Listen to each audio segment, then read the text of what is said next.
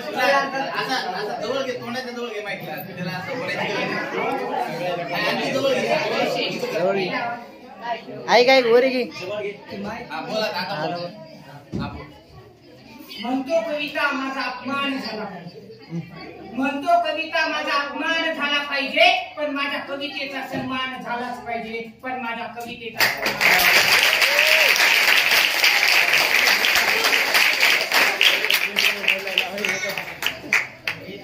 कवितेचं नाव आहे मनुष्य. कवितेचं शीर्षक माणसाच्या विरोधात सांगतो आणि कवितेचा लेखक म्हणजे मास्टर मोरेश्वर.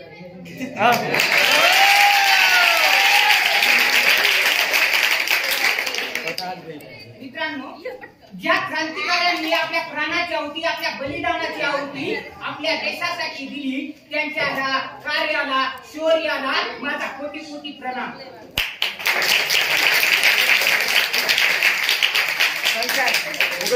पण मित्रांनो तुम्हाला नाही वाटत की आपण त्यांच्या नावाला, त्यांच्या चुकाला, त्यांच्या ह्या चांगल्या कार्याला आपण चुकून कुठेतरी बदनाम करतोय. म्हणूनच मी मित्रांनो काहीतरी लिहिले. मनुष्य तेरा मन बोलता जा चलता जा, मनुष्य तेरा मन बोलता जा चलता जा, बात सच्ची झूठी होने पर तू बदलता जा.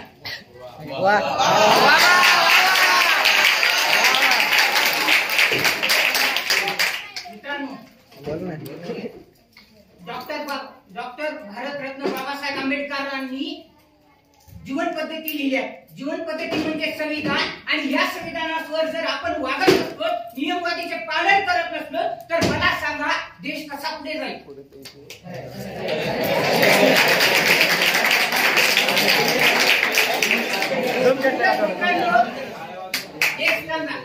मित्रांनो, मनुष्य तेरा मन तू बोलता जा चलता जा, मनुष्य तेरा मन तू बोलता जा चलता जा, बात सच्ची झूठी होने पर तू बदलता जा, संविधानों के नियमों को पालना छोड़कर तू गीता पे हाथ रख के क्या सिद्ध कर पाएगा.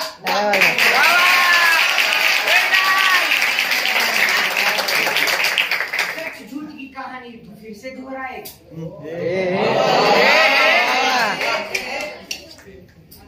काल परवाची गोष्ट आहे, पेपर मध्ये बातमी होती. दोन भावाचे एवढे भांडण लागले आणि सॉरी म्हणण्यामुळेच भांडण लागले. दोघांचा जागेवरच मृत्यू झाला. म्हणजे एवढे गंभीर भांडण होते आणि फक्त धक्का लागला, हे झालं काय विचारता गेली म्हणून भांडण लागले आणि शेवटी मायबापांना त्यांचं दुःख सहन करावं लागलं.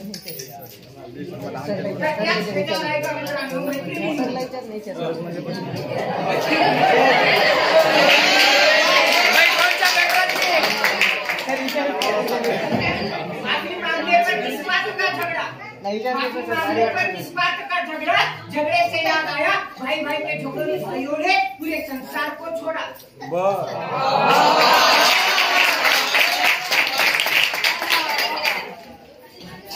बाप और बेटों का यह सिलसिला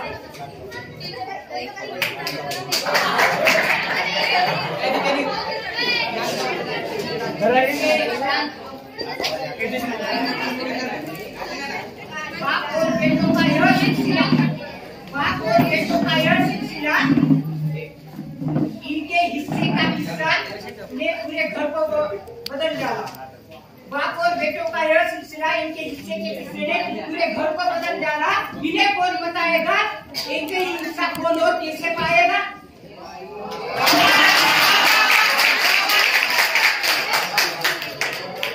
वयाच्या 22व्या वर्षी एक मुलगा बापाला जाऊन भांडतो, लग्न करतो आणि बापाला भांडून म्हणतो माझा हक मला भेटलाच पाहिजे.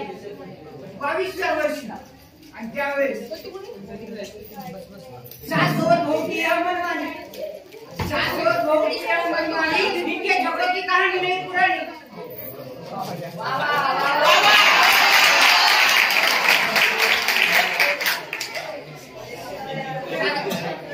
सासूचे आणि सुनेचे भांडण म्हणले ना खूप गंभीरपणा. एक काळ होता ज्या काळात सुना सासूची रेस्पेक्ट करायचा, आणि आज हे काळ आहे जिथं सासूला सुनेची रेस्पेक्ट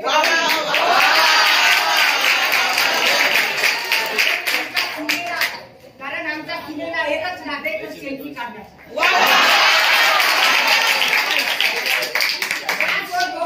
मनमानी इनके झगड़ों की कहानी नहीं पुरानी, इन्हें कौन समझाएगा, घर के हाल कौन सुलझाएगा।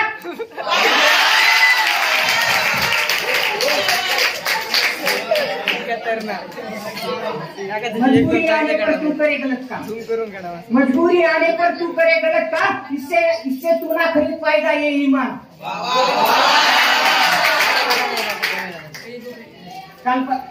एक जून मधली गोष्ट आहे, स्वतःच्या घरात चुलतीने चार तोळे सोनं चोरी केलं स्वतःच्या घरात. म्हणूनच मित्रांनो बघा नीट ऐका, मजबूरी आने पर तू करे गलत काम, इससे तू ना खरीद पाएगा ये ईमान. चल मनुष्य तू बन जा सच्चाई का इंसान महान, तभी तो कर पाएगा अपना कुछ बड़ा सन्मान.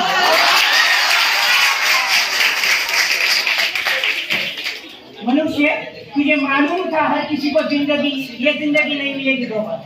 मनुष्य तुझे मालूम था हर किसी को नहीं मिलेगी ये जिंदगी दोबारा. एक किस्सा सांगतो नांदेडचा. किस्से सांगायला आपल्याला आवडतात.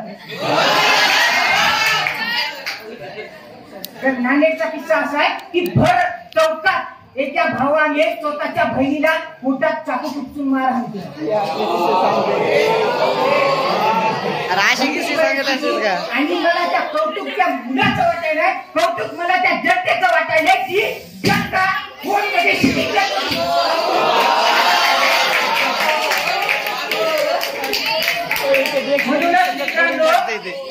मनुष्य तुझे मालूम था हर किसी को नहीं मिलेगी ये जिंदगी दोबारा. मनुष्य तुझे मालूम था हर किसी को नहीं मिलेगी ये जिंदगी दोबारा. फिर मनुष्य तू किस काम का जब मनुष्य तूने मनुष्य को ही मारा.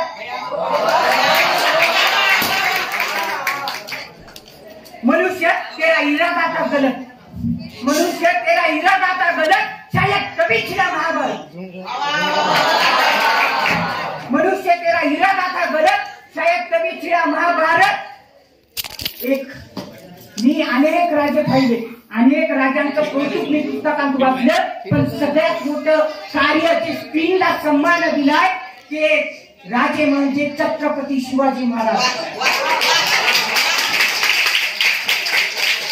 स्त्रीचा मान राखणारे, मान करणारे, स्त्रीला प्रोत्साहित करणारे राजे म्हणजे छत्रपती शिवाजी महाराज.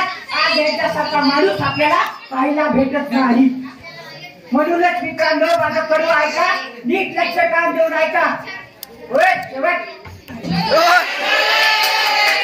शेवटचं कडवं नक्की ऐका.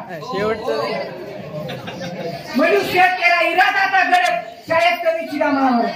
मनुष्य तेरा इरादा था गलत, शायद कभी छिड़ा महाभारत. तेरी इन बुरी नजरों ने कर दिया तुझे बदनाम, अब मत बन इतना अनजान. वाह नहीं करना. तेरी इन बुरी नजरों ने कर दिया तुझे बदनाम, अब मत बन इतना अनजान. अरे तुझसे अच्छा तो रामायण का रावण ही सही था जो अपनी बहन को बचाने भगवान से मिल गया.